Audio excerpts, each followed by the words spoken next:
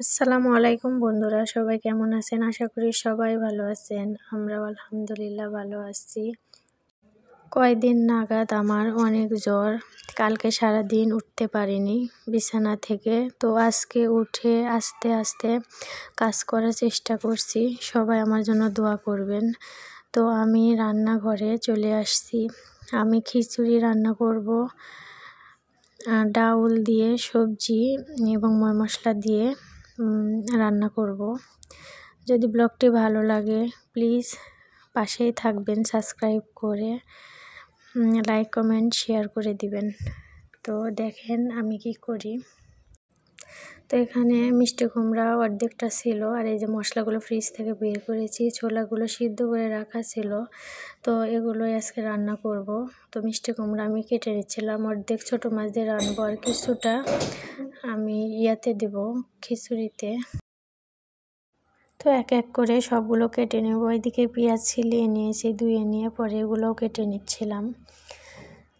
তো এভাবে কেটে নিয়ে যে এগুলো চচ্চড়িতে দিব, আর এই যে এইটুক খিচুড়িতে দিব। তো ডাল আর চাল একসাথে মেপে নিচ্ছিলাম, মেপে এগুলো ধুয়ে আবার রান্না বসাতে চলে আসছি। তো এখানে পাতিলে আজকে রান্না বসাবো আমি খিচুড়িটা। এই যে প্রথমে তেল দিলাম, দিয়ে পেঁয়াজটা দিব, পেঁয়াজ দিয়ে কাঁচামরিচ দিয়ে সব রকম এখানে মশলা দিয়ে নিব হালকা করে পেঁয়াজ ভেজে। তো মশলাগুলো দিয়ে হলুদ, মরিচ, লবণ, ধনিয়া গুঁড়া, তেজপাতা, এলাচ সব কিছুই দিচ্ছিলাম, দিয়ে অল্প করে পানি নিয়ে এই যে আমি কষিয়ে নিচ্ছিলাম।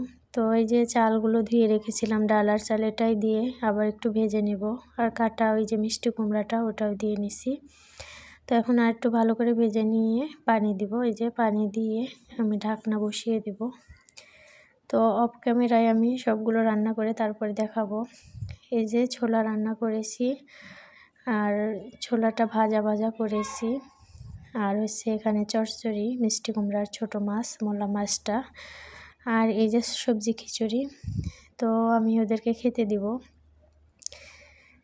দেখেন ওরা খাচ্ছিল। তো আমি বলছিলাম যে খাবারটা কেমন হয়েছে। তো ওরা বলছিল সুন্দর হয়েছে। আমার তো জ্বরের মুখ, আমার কাছে কেমন লাগবে জানি না।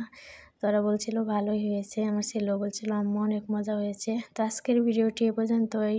আল্লাহ হাফেজ।